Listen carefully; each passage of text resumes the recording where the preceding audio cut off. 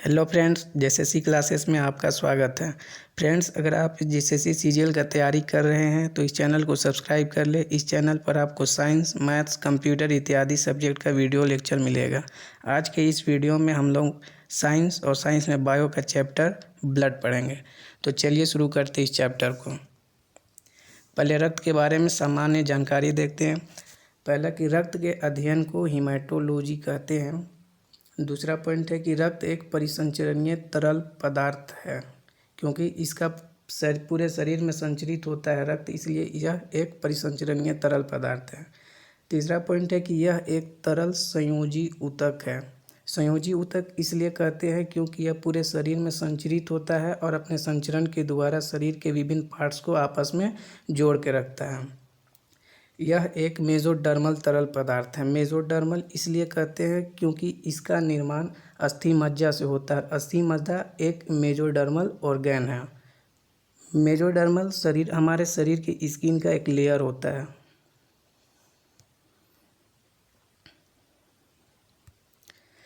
इसका निर्माण अस्थि मज्जा से होता है। अस्थि मज्जा हमारे जो शरीर में जितने बड़े बड़े हड्डियां होती है उन सभी हड्डियों का जो खोखला पार्ट होता है उसी में अस्थि मज्जा होता है और वहीं से रक्त का निर्माण होता है।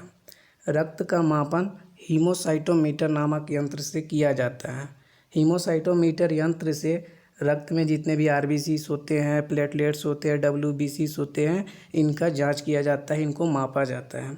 रक्त का जो पीएच वैल्यू है वह 7.4 है और हम जानते हैं कि जिस भी पदार्थ का पीएच वैल्यू 7 से अधिक होता है उस पदार्थ को क्षारीय कहते हैं। इसलिए रक्त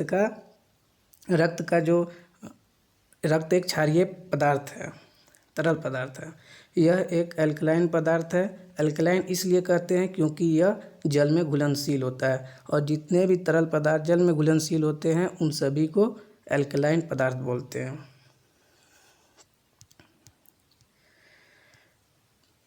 पुरुषों में रक्त की मात्रा 5 से 6 लीटर तथा महिलाओं में 4 से 5 लीटर होता है। अर्थात महिलाओं में पुरुषों की तुलना में रक्त की मात्रा कम होता है। महिलाओं में पुरुषों की तुलना में रक्त की मात्रा कम होने का 2 कारण है।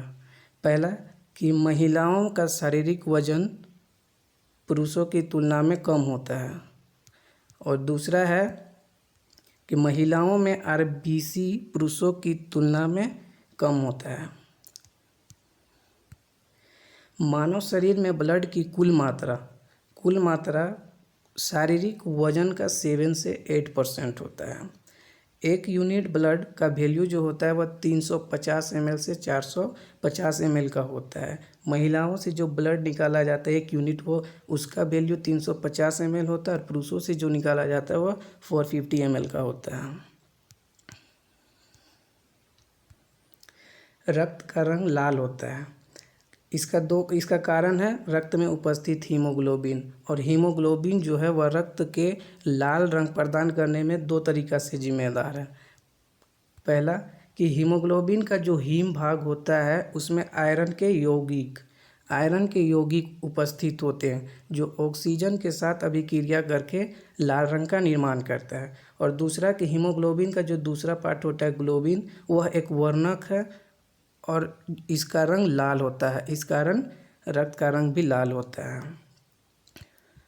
मानव शरीर का कॉर्निया एकमात्र अंग है जहां रक्त नहीं पाया जाता है। रक्त में जो कुछ नोट्स है उसको देखते हैं कि रक्त में जो आयरन उपस्थित होता है वह Fe2+ होता है, ना कि Fe3+। फेरस ऑक्साइड एक होता है ना, फेरस ऑक्साइड, तो वहाँ का फेरस होता है ना कि फेरिक होता है। कॉकरोच के रक्त का जो रंग होता है वह सफ़ेद होता है। सफ़ेद क्यों होता है? तो हीमोलिम्फ वर्णक के कारण। ऑक्टोपस के रक्त का रंग होता है वह नीला होता है और इसका रंग नीला हीमोसाइनिन वर्णक के कारण होता है। वर्णक हमारे शरीर में रंगीला पदार्थ होता है जो प्रोटीन के बने होते हैं। आगे देखते हैं रक्त का संगठन। रक्त का 2 भाग होता है। एक होता है तरल भाग जिसको प्लाज्मा कहते हैं और एक होता है ठोस भाग जिसको रक्त कणिकाएं कहते हैं। जो रक्त का जो प्लाज्मा भाग होता है वह लगभग 55% होता है और जो रक्त का निकाय जो ठोस भाग होता है वह लगभग 45% के आसपास होता है। और जो रक्त का निकाय होते हैं वह 3 प्रकार के होते हैं। एक होता है एरिथ्रोसाइट जिसको आरबीसी भी कहते हैं, एक होता है ल्यूकोसाइट जिसको डब्ल्यूबीसी भी कहते हैं, और एक होता है थ्रोम्बोसाइट जिसको प्लेटलेट्स भी कहते हैं। और जो डब्ल्यूबीसी होता है वह फिर 2 प्रकार का होता है। एक हो गया कनिकामय डब्ल्यूबीसी और एक हो गया अकनिकामय डब्ल्यूबीसी। जो कनिकामय डब्ल्यूबीसी होता है वह फिर 3 प्रकार का होता है, इओसिनोफिल्स, बेसोफिल्स और न्यूट्रोफिल्स।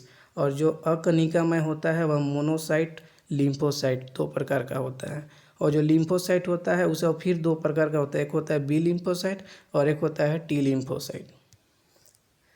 अब प्लाज्मा के बारे में पढ़ते हैं। प्लाज्मा जो हमारे शरीर रक्त का जो तरल पदार्थ है, तो प्लाज्मा रक्त का अजीवित तरल भाग है।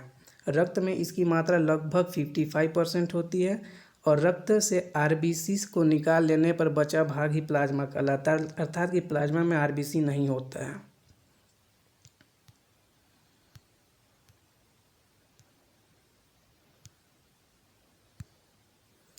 प्लाज्मा में 90% जल, 7% प्रोटीन, 0.9% लवण और 0.1% ग्लूकोज होता है। प्लाज्मा के ये सभी भाग हैं।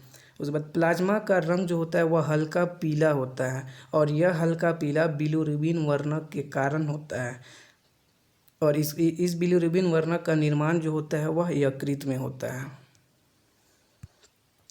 प्लाज्मा में कुछ प्रोटीन पाए जाते हैं, जिसमें पहला है प्रोथ्रोम्बिन, दूसरा हो गया फाइब्रिन प्रोटीन, तीसरा हो गया फाइब्रिनोजिन प्रोटीन, चौथा हो गया ग्लोब्यूलिन प्रोटीन, पांचवा हो गया थ्रोम्बिन प्रोटीन और छठा हो गया एल्ब्यूमिन प्रोटीन।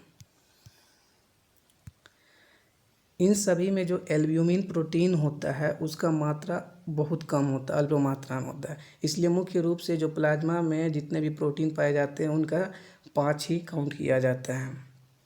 प्लाज्मा में पाए जाने वाला प्रोटीन का मुख्य कार्य होता है वह रक्त का थक्का जमाना होता है, किंतु रक्त का थक्का बनाने वाला सबसे महत्वपूर्ण प्रोटीन जो होता है वह थ्रोम्बिन तथा फाइब्रिनोजेन होता है। इसमें भी फाइब्रिनोजेन का योगदान सबसे ज़्यादा होता है। जब प्लाज्मा से फाइब्रिनोजेन को बाहर निकाल लिया जाता है तो शेष भाग को सीरम कहते हैं। और सीरम जो होता है वह रक्त का थक्का नहीं बना सकता, क्योंकि जब ब्लड में प्लाज्मा में फाइब्रिनोजेन होता है तो सीरम जब फाइब्रिनोजेन होता है तो फाइब्रिनोजेन के द्वारा रक्त का थक्का बनता है, लेकिन जब फाइब्रिनोजेन निकाल लिया जाता है तो फिर रक्त का थक्का नहीं बन सकता। इसीलिए सीरम भी रक्त का थक्का नहीं बना सकता है। प्लाज्मा के कार्य, पहला कि पचे हुए भोजन और ग्लूकोज को शरीर के विभिन्न भागों तक पहुंचाना। दूसरा, रक्त का थक्का बनाना। तीसरा हो गया रक्त का पीएच को 7.4 बनाए रखने में सहायक होता है। यदि रक्त अम्लीय हो जाता है तो शरीर की नसें फट जाती है एवं यदि रक्त का क्षारीयता बढ़ जाता है, मतलब 7.4 से अधिक हो जाए, तो रक्त में पानी की मात्रा बढ़ जाता है। अतः प्लाज्मा रक्त का पीएच को 7.4 बनाए रखने में सहायक होता है। फ्रेंड्स, अगर आपको इस वीडियो अच्छा लगा हो और आपको हेल्पफुल लगा हो तो लाइक और शेयर ज़रूर करें और हमारे चैनल को सब्सक्राइब कर लें।